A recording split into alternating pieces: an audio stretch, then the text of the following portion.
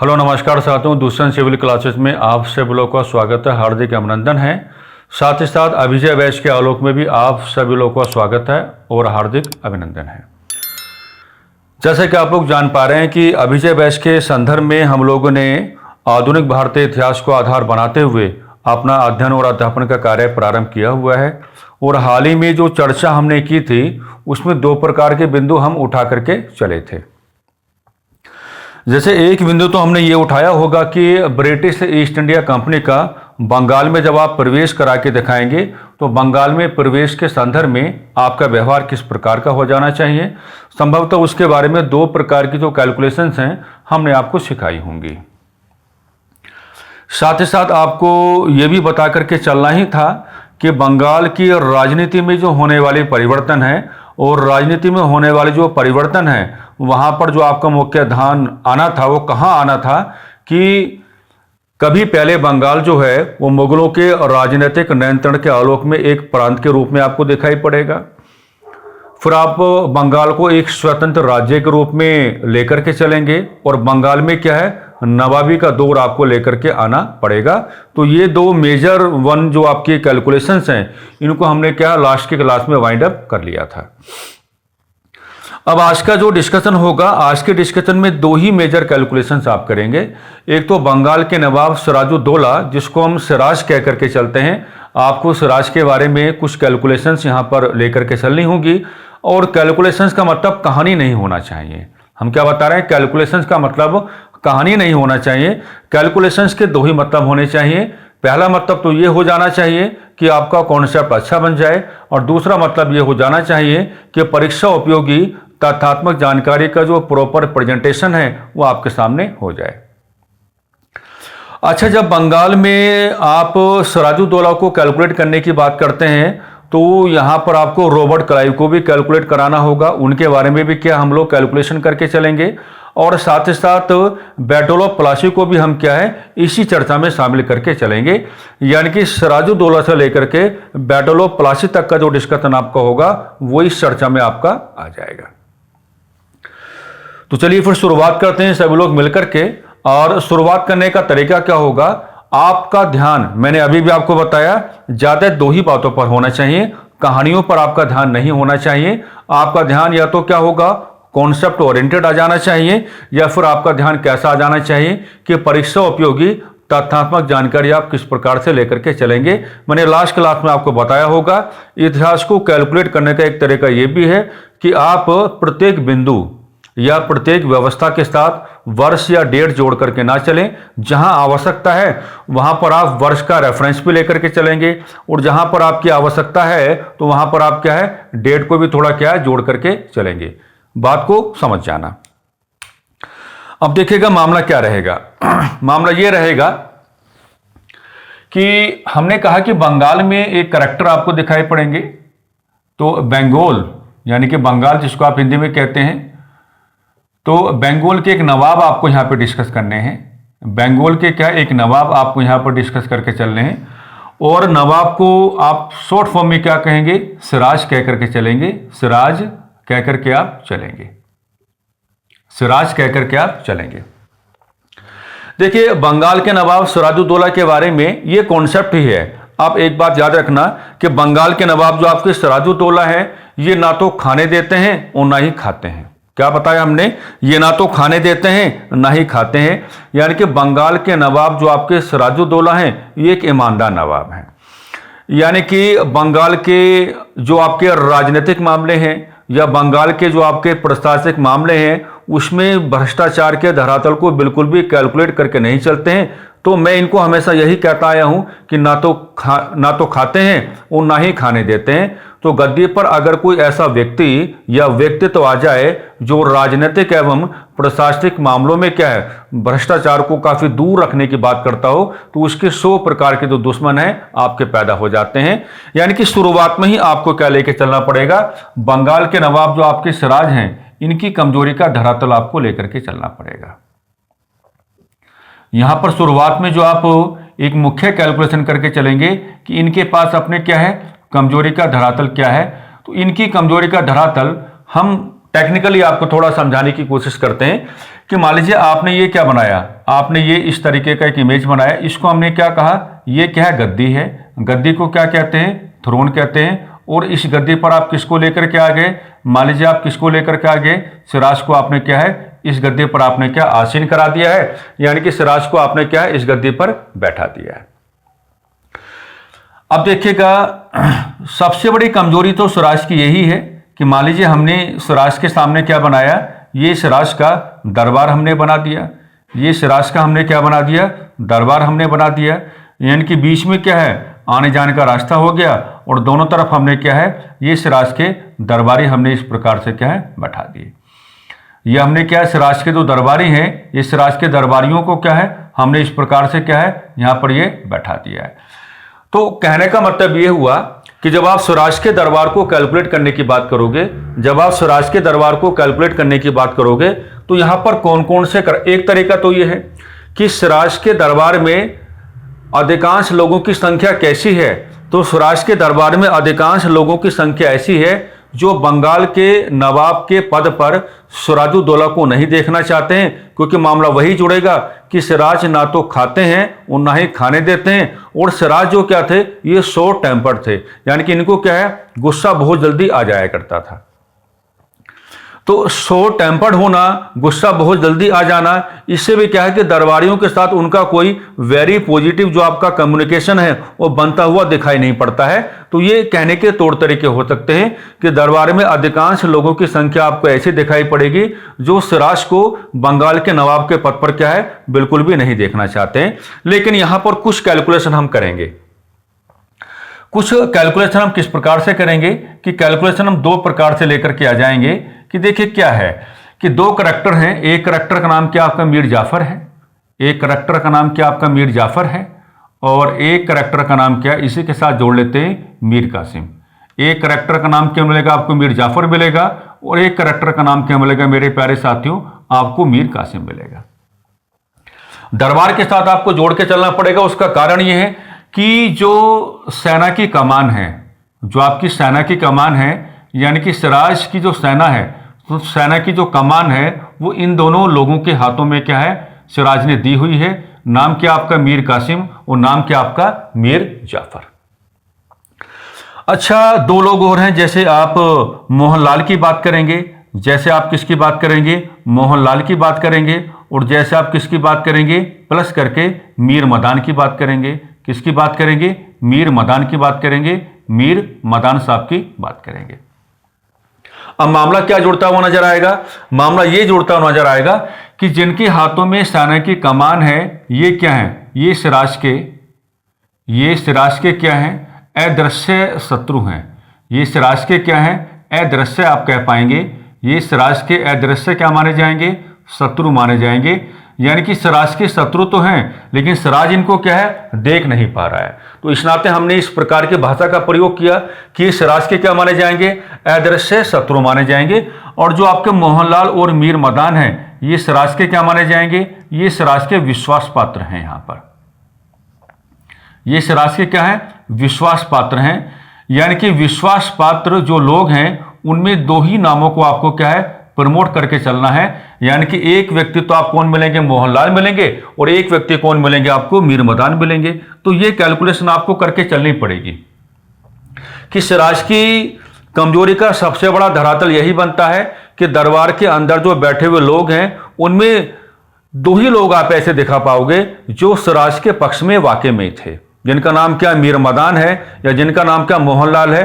बाकी अधिकांश लोगों की संख्या आपको इस रूप में लेकर के चलनी है जो बंगाल के नवाब के पद पर सिराज को बिल्कुल भी नहीं देखना चाहते हैं। क्यों नहीं देखना चाहते हैं, वो दो प्रकार के ग्राउंड्स हमने आपको बता दिए हैं, उनको आप क्या अपने ध्यान में लेकर के चलेंगे। लेकिन जिन दो लोगों के हाथों में सिराज ने अपनी सेना की कमान दी हुई है, जिन दो लोगों को सिराज ने एक ये बड़ी जिम्मेदारी दी हुई है कि भैया आप सेना को मोबिलाइज करके चलेंगे, आप सेना को रेगुलेट करके चलेंगे, आप सेना के जो ट्रेनिंग सेशंस हैं उनको ऑर्गेनाइज करके चलेंगे। यानी कि सेना संबंधी जो तमाम प्रकार की गतिविधियां होंगी, उन तमाम प्रकार की गतिविधियों के संदर्भ में जो मुख्य जिम्मेदारी बंगाल के नवाब सिराजुद्दौला की ओर से दी गई थी, वो किसको दी गई है? मीर कासिम और मीर जाफर जैसे लोगों को दी गई है। लेकिन इनकी लैंग्वेज ये बनती है कि सिराज के शत्रु तो हैं, लेकिन प्रॉपरली जो आपको कहना पड़ेगा, ये सिराज के अदृश्य क्या माने जाएंगे? शत्रु माने जाएंगे। यानी कि सिराज इनको देख नहीं पा रहा है, यानी कि जो सिराज है, सिराज इनको देख नहीं पा रहा है। तो सबसे पहला डिस्कशन बंगाल के नवाब सिराजुद्दौला के संदर्भ में आपको इस प्रकार से लेकर के चलना पड़ेगा। आप सिराज की जो कमजोरी का धरातल है ना, कॉन्सेप्ट है ये कि आप सिराज की जो कमजोरी का धरातल है, आप उसको किस प्रकार से क्या है कैलकुलेट करने की बात करेंगे। तो ये डिस्कशन आपके लिए लाभकारी साबित हो सकता है। इसलिए आज की क्लास का जो प्रॉपर प्रेजेंटेशन है वो हमने क्या है इस डिस्कशन के साथ क्या है स्टार्ट किया है। अब देखिएगा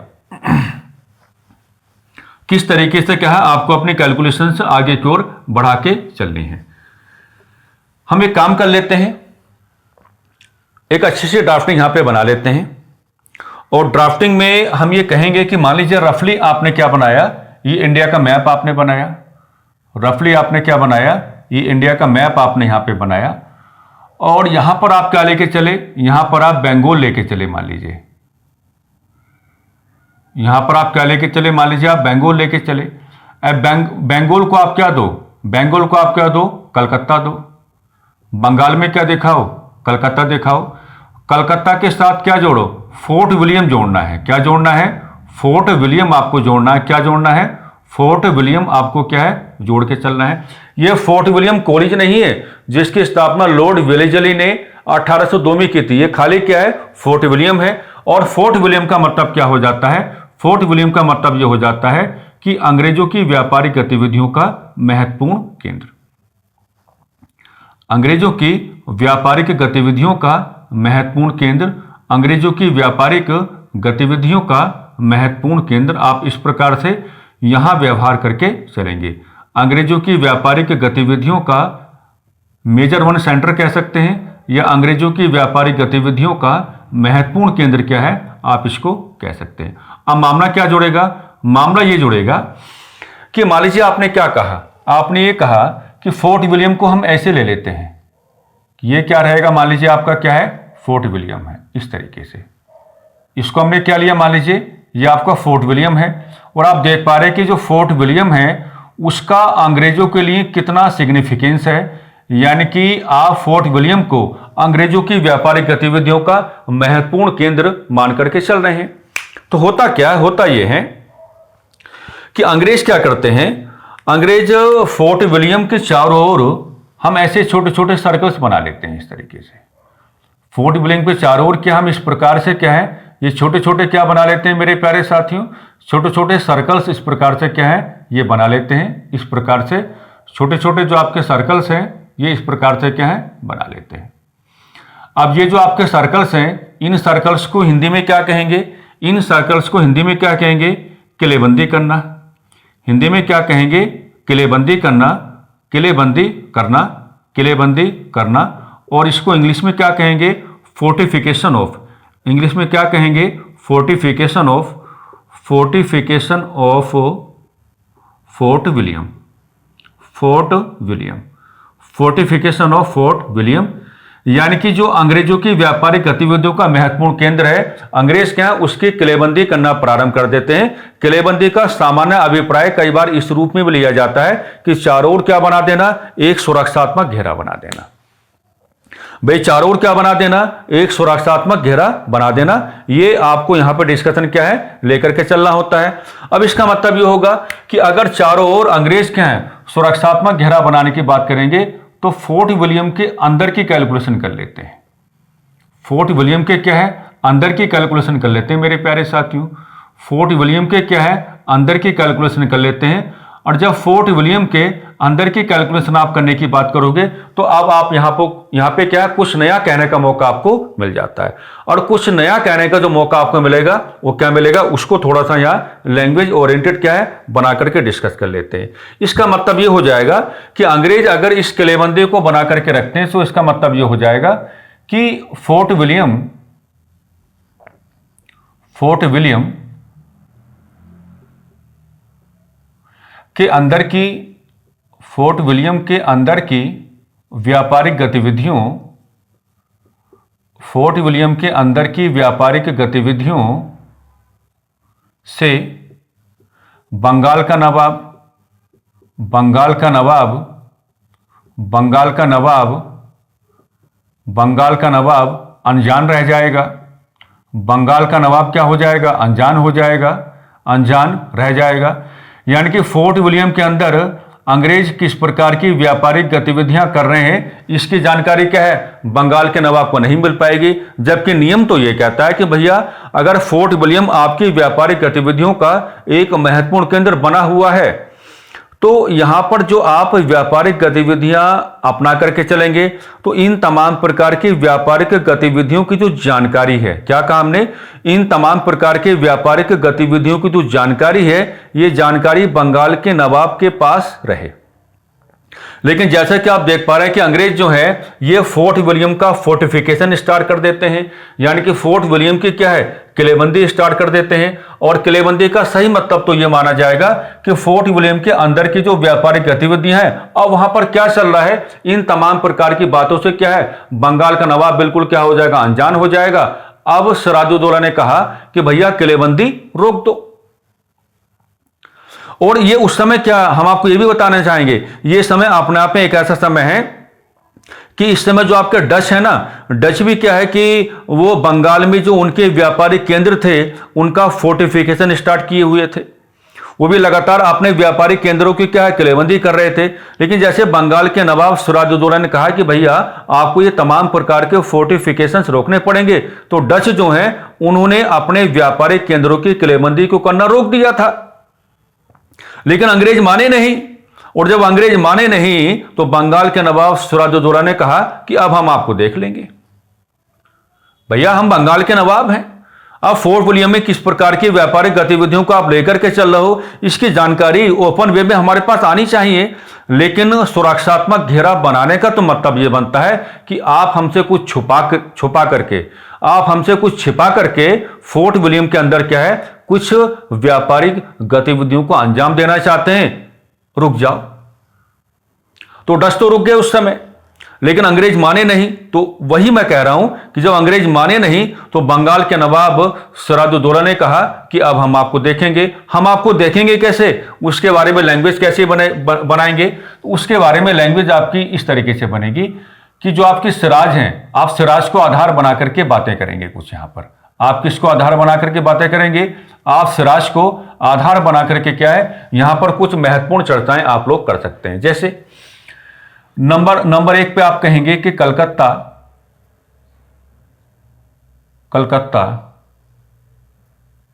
ये पूरा ही मिसमैच हो गया। कलकत्ता पर आक्रमण किया, कलकत्ता पर आक्रमण किया, कलकत्ता पर आक्रमण किया। नंबर 2, कलकत्ता पर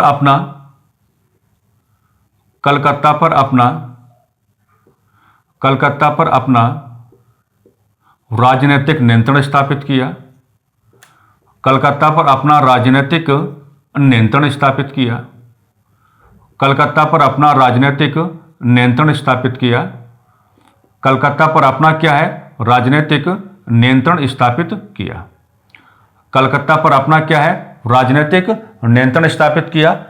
और कलकत्ता का नया नाम क्या रखा? तो आप ये कह पाओगे कि कलकत्ता का नया नाम अलीनगर रखा।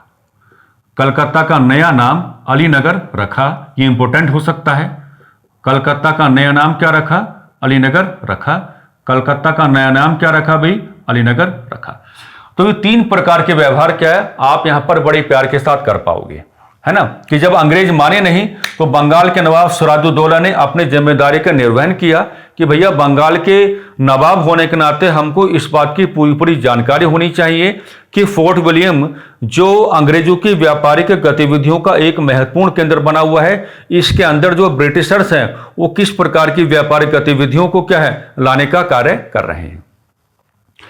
तो सिराज ने फाइनली कैलकाटा पर क्या उस समय आक्रमण किया और कलकत्ता पर सिराज ने अपना very effective and very deep क्या है पॉलिटिकल कंट्रोल इस्टेब्लिश करने की बात की। और सबसे अच्छा फैक्ट ये बन जाता है कि पूछा जाएगा कि कलकत्ता का नया नाम अलीनगर बंगाल के कौन से नवाब ने रखा, तो कलकत्ता का जो नया नाम है ये किसने रखा भाई, ये अलीनगर जो रखा, तो वहां पे आपका आंसर क्या हो जाएगा, सिराजुद्दौला आपका आंसर हो जाएगा।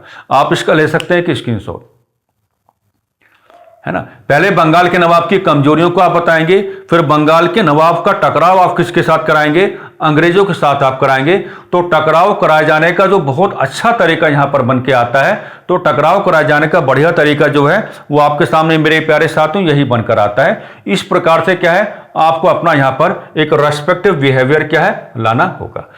अब इसी के साथ कुछ और भी है यहां पर, अब इसी के साथ क्या है कुछ और भी है यहां पर, उसको हम किस प्रकार से आसान बनाएंगे या उसको हम किस प्रकार से कैलकुलेट करने की बात करेंगे। तो आइए,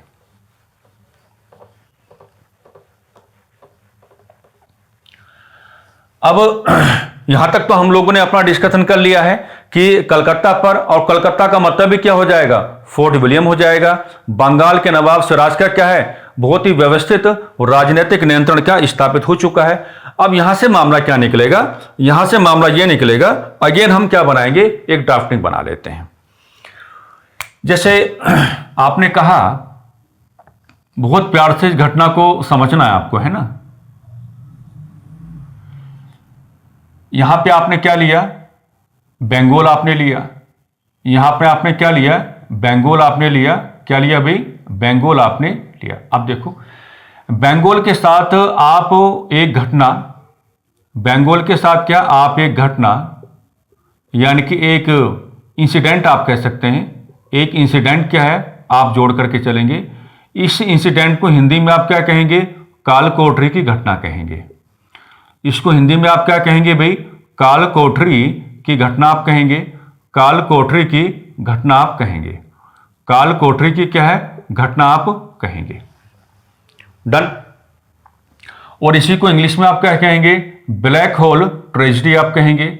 इसी को इंग्लिश में आप क्या कहेंगे, ब्लैक होल ट्रेजेडी आप कहेंगे, ब्लैक होल ट्रेजेडी आप कहेंगे, ब्लैक होल ट्रेजेडी आप कहेंगे। और इसको जो डेट आप देने की बात करेंगे, इसको जो डेट आप देने की बात करेंगे, तो डेट आप क्या देंगे 20 जून 1756 आप क्या है इसको डेट दे करके चलेंगे, यानी कि 20 जून 1756 की डेट आप इसको क्या है दे करके चलनी है। अब ये जो आपका कालकोठरी की घटना है, इसके साथ दो प्रकार के जो हैं आप तथ्यात्मक जानकारी लेके चलेंगे। एक तथ्यात्मक जानकारी क्या होगी, इस समय बंगाल का नवाब, इस समय बंगाल का नवाब, जो बारीक से बारीक जानकारी है उसको भी कैलकुलेट करके चलो तो आपका आंसर क्या हो जाएगा, सिराज हो जाएगा। बट अगर अचानक से ऐसा सवाल आ जाए कि इस समय मुगल शासक कौन, तो आप थोड़ा परेशानी में आ सकते हैं। इस समय मुगल शासक कौन, ये सवाल अचानक से अगर आपके सामने आएगा तो आप थोड़ा क्या परेशानी में आ सकते हैं। इस समय मुगल शासक कौन, इस समय मुगल शासक कौन, इस समय मुगल शासक कौन, तो वहां पर आपका आंसर क्या आ जाना चाहिए, आलमगीर सेकंड आ जाना चाहिए। आलमगीर सेकंड क्या हो जाएगा आपका राइट आंसर हो जाएगा। और यहीं पर सिराज के साथ एक सवाल हम और जोड़ के चलेंगे कि ये क्या माना गया है, बंगाल का ऐसा पहला नवाब, प्रॉपर लैंग्वेजेस बना के चलो, बंगाल का ऐसा पहला नवाब, बंगाल का ऐसा पहला नवाब, बंगाल का ऐसा पहला नवाब जिसका अंग्रेजों के साथ, जिसका अंग्रेजों के साथ, जिसका अंग्रेजों के साथ राजनीतिक संघर्ष प्रारंभ हुआ, जिसका अंग्रेजों के साथ राजनीतिक संघर्ष प्रारंभ हुआ, जिसका अंग्रेजों के साथ राजनीतिक संघर्ष क्या हुआ भाई, प्रारंभ हुआ, राजनीतिक संघर्ष प्रारंभ हुआ, राजनीतिक संघर्ष प्रारंभ हुआ। अब मेरी बातें सुनो, ये तो मैंने कुछ लैंग्वेजेज आपको बना के दिखा दी है कि आप बंगाल की बात करेंगे, बेंगोल के साथ आप क्या जोड़ेंगे, काल कोठरी की घटना यानी कि ब्लैक होल जो आपका ट्रेजेडी है, आप उसको जोड़ने की बात करेंगे। इसकी डेट आप क्या बताएंगे, 20 जून 1756 आप पूरा लेके चलेंगे। उसको आधार बना करके 3 प्रकार के ये व्यवहार आपको करके चलने हैं कि इस समय बंगाल का नवाब कौन होगा, सिराजुद्दौला होगा, और इस समय मुगल शासक कौन होगा, तो आपका आंसर क्या हो जाएगा, आलमगीर सेकंड हो जाएगा। और बंगाल के नवाब सिराजुद्दौला को आधार बनाकर ही आपको यह कहना है कि सिराज बंगाल के ऐसे पहले नवाब माने गए हैं जिनको आधार बनाकर के हम कुछ इस प्रकार का व्यवहार कर सकते हैं कि इन्हीं के समय से या इन्हीं के शासनकाल के दौरान बंगाल के नवाब के पद तथा अंग्रेजों के बीच क्या है, ये राजनीतिक संघर्ष के हैं आपके प्रारंभ होते हैं। तो ये भी एक लैंग्वेज यहां पे आपके क्या है, बन जाएगी। अब मामला क्या देखो, मामला ये कि यहां दक्षिण में दिखाओ किसको, दक्षिण में कैलकुलेशन किसकी करो, मद्रास की। दक्षिण में कैलकुलेशन किसकी करेंगे, मद्रास की। और मद्रास में किसको कैलकुलेट करो, रॉबर्ट क्लाइव। मद्रास में किसको कैलकुलेट करो, रॉबर्ट क्लाइव। और रॉबर्ट क्लाइव को क्या दो, एक जिम्मेदारी दो। रॉबर्ट क्लाइव को क्या दो, एक जिम्मेदारी देने का कार्य करो, एक जिम्मेदारी देने का कार्य करो। और जिम्मेदारी देने का कार्य आप किस प्रकार से करेंगे कि इस समय रॉबर्ट क्लाइव को मद्रास के संदर्भ में कुछ जिम्मेदारी दी गई है, और मद्रास के संदर्भ में जिम्मेदारी ये दी गई है कि भैया देखो ऐसा है कि आपको क्या है, मद्रास जैसे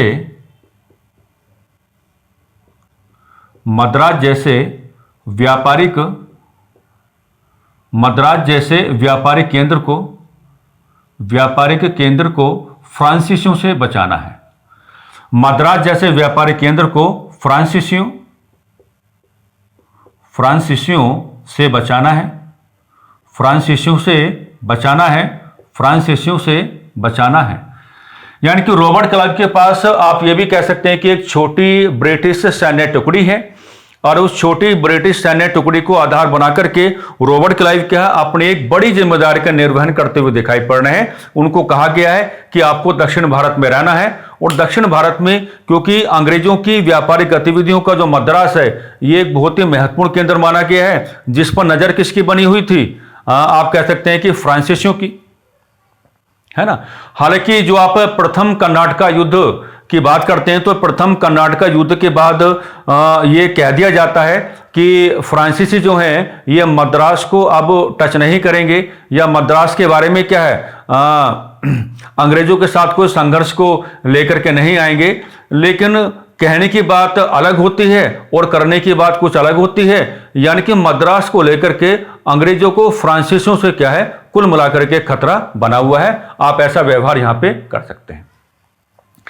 अब ये जो आपका काल कोठरी की घटना है, इसके बारे में किताबें अलग अलग प्रकार का नंबर आपको देंगी, कोई कुछ कहेगी, कोई कुछ कहेगी, कोई कुछ कहेगी। हम एक बात आपको कहना चाहते हैं कि काल कोठरी की घटना के बारे में आप ये कह करके चलेंगे कि कुछ संख्या में अंग्रेजों को, बंगाल के नवाब सिराजुद्दौला ने क्या है, कुछ संख्या में अंग्रेजों को पकड़ करके 20 जून 1756 को एक काल कोठरी में बंद कर दिया है। काल कोठरी का मतलब क्या होगा कि जहां सूर्य का प्रकाश पहुंचना भी क्या है, काफी ज्यादा मुश्किल हो जाए। ठीक है। और इस घटना को बताने वाले कौन हैं, तो इस घटना को बताने वाले कौन हैं, तो इस घटना का जो व्याख्यान आपके सामने आता है, इस घटना का जो व्याख्यान आपके सामने आता है, अब मेरी बातें बहुत प्यार से ऑब्जर्व करना, इस घटना का व्याख्यान जो आपके सामने आएगा वो हालवेल के माध्यम से आता है, हालवेल के माध्यम से आता है। इस घटना का जो व्याख्यान आपके सामने आता है मेरे प्यारे साथियों, वो हालवेल के माध्यम से आता है। किसके माध्यम से आता है, हालवेल के माध्यम से आता है। हालवेल साहब बता रहे हैं कि बंगाल के नवाब सिराजुद्दौला ने जब कलकत्ता पर आक्रमण किया तो इतनी संख्या में, उन्होंने संख्या बताई है, वो बेकार की बात है कि इतनी संख्या में लोगों को पकड़ करके 20 जून 1756 को एक काल कोठरी में क्या है, बंद कर दिया। यानी कि वो ये कहना चाहते हैं कि कोठरी इतनी छोटी है कि एक के ऊपर एक, एक के ऊपर एक, एक के ऊपर एक ऐसे लेयर बनाने का कार्य कर दिया। और जब 21 जून सन 1756 की सुबह इस काल कोठरी को खोल करके देखा गया तो लगभग 21 से 22 जो लोग हैं वो जिंदा बचे, बाकी सारे के सारे मर गए। और जो जिंदा बचे उनमें एक मैं भी हूं, और मैं इस घटना का प्रस्तुतिकरण आपके सामने कर रहा हूं कि बंगाल के नवाब सिराजुद्दौला ने यह जो कार्य किया यह अमानवीय कार्य है। हम तो हमेशा ये कहते रहे हैं कि संभवतः कालकोठरी की घटना को इतिहास से हटा देना चाहिए, है ना। हम हमेशा कहते रहे हैं, आज भी कह रहे हैं कि संभवतः कालकोठरी की घटना को इतिहास से हटा देना चाहिए, लेकिन अब मजबूरी तो यह बन जाती है कि अब है तो है, और जब है तो पढ़ाना भी पड़ेगा, सीखना भी पड़ेगा, और इसको कैलकुलेट भी करना पड़ेगा, क्योंकि परीक्षा में सवाल तो आता ही है।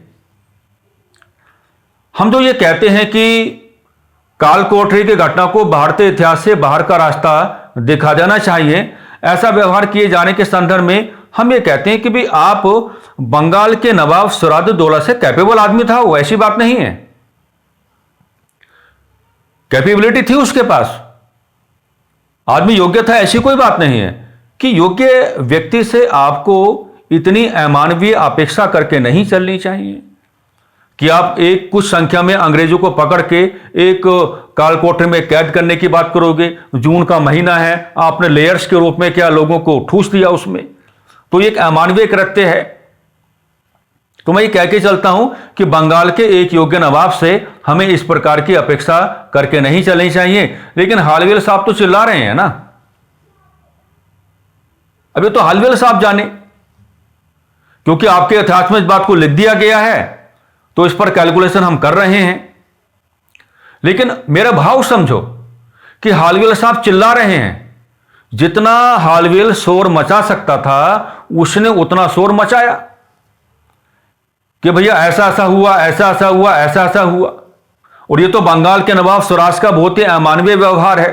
बंगाल के नवाब सिराजुद्दौला को इतना अमानवीय व्यवहार नहीं करके चलना चाहिए। आप ये कह के चलेंगे कि हालवेल चिल्ला रहा है, और हालवेल क्यों चिल्ला रहा है भाई? हालवेल इस नाते चिल्ला रहा है ताकि हालवेल की जो आवाज है वो कहां पहुंच जाए, और रॉबर्ट क्लाइव के पास पहुंच जाए, क्योंकि हालवेल भली बात इन बातों को जानता है कि सिराज को अगर कोई टैकल कर सकता है तो सिराज को टैकल करने की जो कैपेबिलिटी है ना वो रॉबर्ट क्लाइव के पास है। और ब्रिटिश सरकार की ओर से रॉबर्ट क्लाइव को इस समय बड़ी जिम्मेदारी क्या दी गई है? बड़ी जिम्मेदारी यह दी गई है कि आपको भाई मद्रास को पकड़ के रखना है। मद्रास अगर हमारे हाथ से निकल गया तो दक्षिण भारत में जो मसालों के व्यापार का मामला है वहां तो हमें बहुत बड़े बड़े नुकसानों को झेलना पड़ जाएगा। लेकिन हालवेल चाहता है कि मेरी आवाज वहां तक पहुंचे। कहां तक पहुंचे? मेरी आवाज कहां तक पहुंचे? रॉबर्ट क्लाइव तक पहुंचे, क्योंकि रॉबर्ट क्लाइव के व्यक्तित्व में वो तमाम प्रकार की योग्यताएं हैं कि अगर ये बंगाल में इस समय आ जाता है तो बंगाल, अगर हमने रॉबर्ट क्लाइव को ये समझा दिया ना कि अंग्रेजों के साथ बंगाल के नवाब सिराज ने बहुत ही अमानवीय व्यवहार किया है, तो रॉबर्ट क्लाइव बंगाल के नवाब सिराज को कहीं का छोड़ेगा नहीं।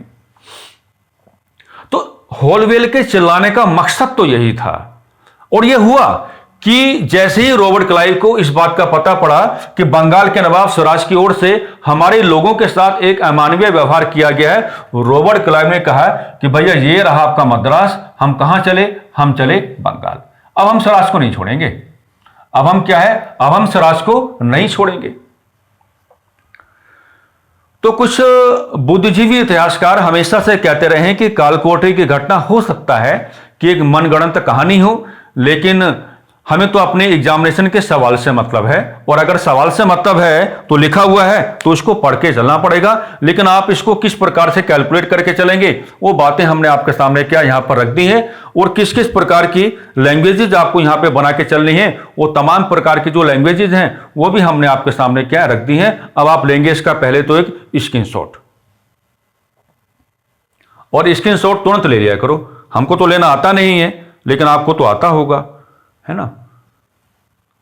तो टेक्निकल आपके पास एक योग्यता है, तुरंत मारा करो क्या? स्क्रीनशॉट, और बाद में नोट्स बना लिया करो। और अगर साथ ही साथ आप नोट्स बनाओगे, जब आप वीडियो को देखोगे, उससे अच्छी तो खैर कोई बात ही नहीं है, उससे अच्छी तो खैर कोई बात ही नहीं है। धीरे धीरे सुविधाएं बढ़ने लगेंगी, है ना। अभी शुरुआत है, और जब धीरे धीरे सुविधाएं बढ़ेंगी तो फिर अब आगे की बात क्या करें, लेकिन इतना जरूर इशारा कर देते हैं कि सुविधाएं बढ़िया मिलेंगी और व्यवस्थित सुविधाएं मिलेंगी, है ना।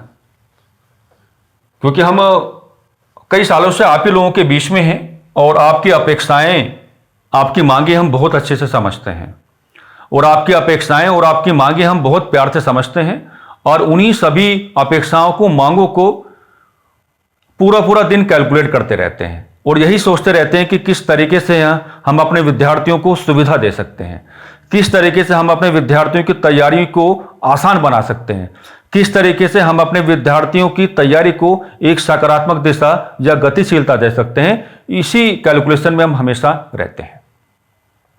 तो कोशिश करो कक्षाओं के साथ अच्छा जुड़ाव करने का। डिस्कशन ठहराव के साथ हो रहा है और सिस्टमैटिकली आ रहा है। सबसे बड़ी बात क्या है, सिस्टमैटिकली आ रहा है ना, जिस तरीके से टॉपिक्स आने चाहिए। बल्कि इस बार तो हमने ये किया कि शुरुआत में आपको चैप्टर्स और भी ज्यादा क्या है बढ़ा करके दे दिए हैं, आप लोगों ने ऑब्जर्व किया भी होगा। तो ये यात्रा चलती रहेगी, ठीक है। और आगे की योजनाएं तो खैर समय के अनुसार आपके सामने आई जाएंगी, कोई दिक्कत वाली बात इसमें नहीं है। यानी कि अब क्या है, अब आपको कैलकुलेट किसको करना है, अब आपको कैलकुलेट करना है किसको, यहां पे आपने क्या लिया था, मद्रास, और मद्रास में आपने क्या दिखाया था, रॉबर्ट क्लाइव। और अभी अभी जो हमने ड्राफ्टिंग की थी, अगर हम उसको आधार बनाएं तो रॉबर्ट क्लाइव कहां पहुंचने वाले हैं, बंगाल। रॉबर्ट क्लाइव कहां पहुंचने वाले हैं, बंगाल पहुंचने वाले हैं। और जब रॉबर्ट क्लाइव बंगाल में जाएंगे ना, तो स्वराज के साथ कोई कम्युनिकेशन नहीं करेंगे। रॉबर्ट क्लाइव जब बंगाल में जाएंगे मेरे प्यारे साथियों, तो स्वराज के साथ कोई भी कम्युनिकेशन नहीं करेंगे। बातचीत का मतलब शुरुआत में नहीं आएगा, बातचीत का मतलब शुरुआत में नहीं आएगा। शुरुआत में लैंग्वेज आपको क्या बनानी पड़ेगी, शुरुआत में लैंग्वेज आपको यह बनानी पड़ेगी। यहां से बना लेते हैं कि रॉबर्ट क्लाइव ने दो बातें, रॉबर्ट क्लाइव ने कलकत्ता पर आक्रमण किया, कलकत्ता पर आक्रमण किया। रॉबर्ट क्लाइव ने कलकत्ता पर क्या किया, आक्रमण किया। रॉबर्ट क्लाइव ने कलकत्ता पर आक्रमण किया, पहली बात। दूसरी बात आप ये बता के चलेंगे कि कलकत्ता पर अंग्रेजों का, कलकत्ता पर अंग्रेजों का, कलकत्ता पर अंग्रेजों का पुनः, कलकत्ता पर अंग्रेजों का पुनः राजनीतिक नियंत्रण स्थापित किया, पुनः राजनीतिक नियंत्रण स्थापित किया, पुनः राजनीतिक नियंत्रण स्थापित किया, पुनः राजनीतिक नियंत्रण स्थापित किया। यानी कि बातचीत नहीं की गई है। मद्रास से अपने लोगों को साथ लेकर के जो रॉबर्ट क्लाइव हैं सीधा बंगाल पहुंचेंगे, और बंगाल में जो आपका कैलकाटा है वहां पर सीधा ही अटैक करेंगे। और अटैक करने का मतलब क्या होगा कि अंग्रेजों का पुनः कलकत्ता पर क्या है, राजनीतिक नियंत्रण क्या है, स्थापित करेंगे। अब इसके बाद बनेगा क्या, ग्राउंड ऑफ कम्युनिकेशन, बातचीत का धरातल जिसको आप क्या कहेंगे। इसके बाद क्या जनरेट होगा, ground of communication, ground of communication, वो इसके बाद आपका क्या होगा, जनरेट होगा।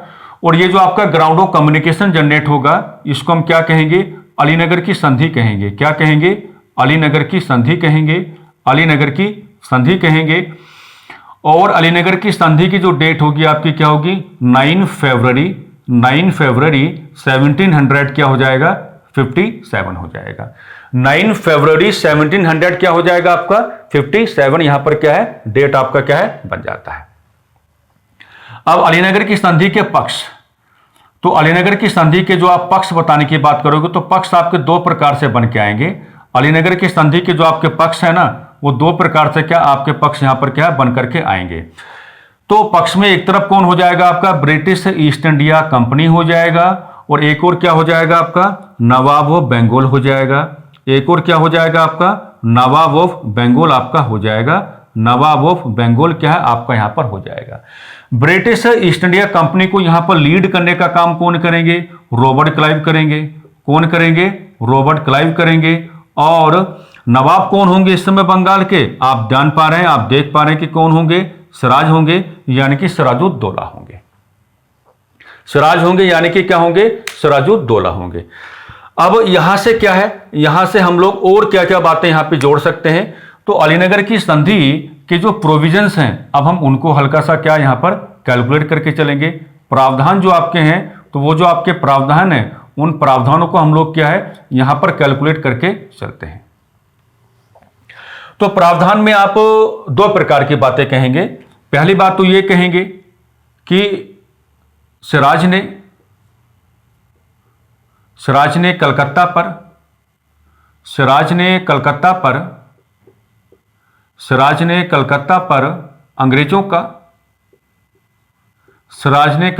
अंग्रेजों का राजनीतिक नियंत्रण स्वीकार किया।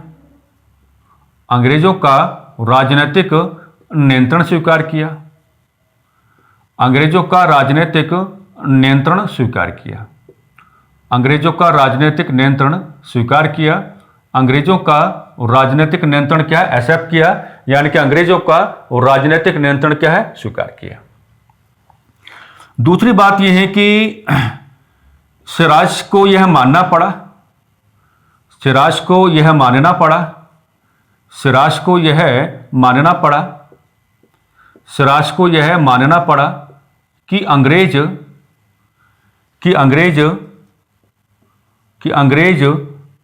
अपने व्यापारिक केंद्रों की, कि अंग्रेज अपने व्यापारिक केंद्रों की, कि अंग्रेज अपने व्यापारिक केंद्रों की किलेबंदी कर सकते हैं, किलेबंदी कर सकते हैं, यानी कि फोर्टिफिकेशन कर सकते हैं, किलेबंदी कर सकते हैं, किलेबंदी कर सकते हैं, यानी कि फोर्टिफिकेशन कर सकते हैं।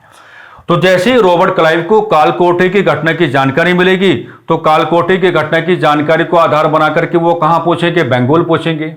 वो कहां पहुंचेंगे, बंगाल पहुंचेंगे। और बंगाल में जाकर के क्या है कि वो बंगाल पर क्या है आक्रमण करेंगे, और बंगाल में क्या कलकत्ता पर आक्रमण करेंगे। कलकत्ता पर अंग्रेजों का जो राजनीतिक नियंत्रण है उसको पुनः स्थापित करने का काम करेंगे। फिर बातचीत होगी, और बातचीत को हम क्या कहेंगे, ग्राउंड ऑफ कम्युनिकेशन कहेंगे, यानी कि अलीनगर की संधि जो 9 फरवरी 1757 को आपके सामने आती है, पक्ष आप कैसे दिखाएंगे, एक और आपका कंपनी हो जाएगा और एक और आपका क्या हो जाएगा भाई, एक और आपका कंपनी हो जाएगा, एक और आपका कौन हो जाएगा, बंगाल का नवाब हो जाएगा। कंपनी को लीड करने का काम रॉबर्ट क्लाइव करेंगे और बंगाल के नवाब को लीड करने का काम कौन करेंगे, सिराजुद्दौला करेंगे। अलीनगर की संधि के जो प्रावधान है वो आपको यहां पर बता करके चल रहे हैं कि सिराज ने कलकत्ता पर अंग्रेजों का राजनीतिक नियंत्रण स्वीकार कर लिया था, और सिराज को यह भी मानना पड़ा कि अंग्रेज अपने व्यापारिक केंद्रों की किलेबंदी करने का अधिकार रखते हैं, या अंग्रेज अपने व्यापारिक केंद्रों की जो किलेबंदी है उसको कर सकते हैं।